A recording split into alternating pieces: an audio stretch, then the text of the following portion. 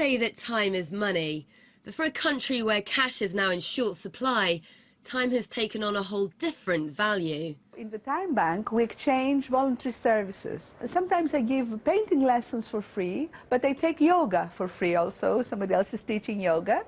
The Time Bank's just one of a growing number of service-swapping alternatives that are providing people in Greece another way to cope with the tough economic conditions. Services can include anything from language classes to babysitting or home-cooked meals.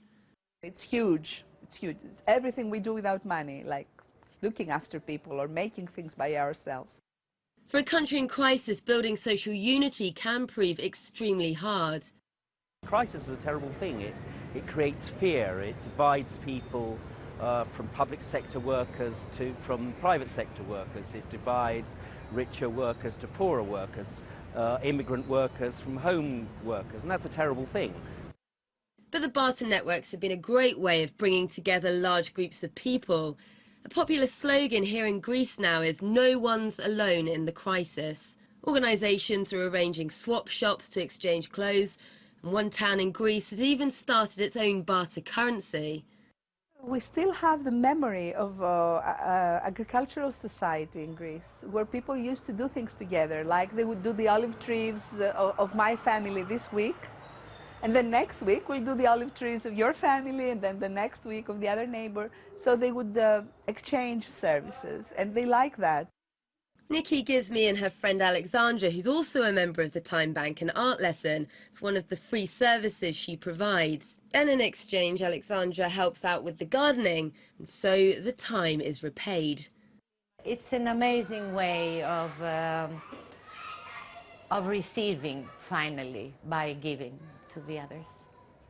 As many Greeks struggle with wage cuts, tax increases, and with unemployment in the country now cripplingly high, there's been huge interest in the time banks and barter networks. There's places in Aladdin's cave of arts and materials, and it's no wonder really that this idea of swapping goods and services has proven so popular. It's building solidarity at a time when the economic situation is extremely uncertain. Whilst these barter networks won't solve Greece's financial problems, they do provide a massive amount of support for the participants.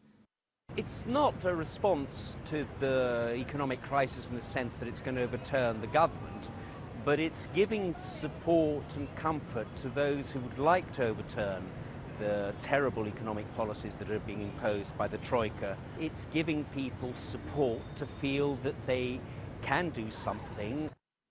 With the tough economic times leaving many Greeks feeling worthless, there is real value in projects like the Time Bank. And with the Greek government drowning in debt, these creative solutions are offering not only support, but encouragement to the people here, which at a time of deep recession are proving priceless commodities. Sarah Firth, RT, Athens.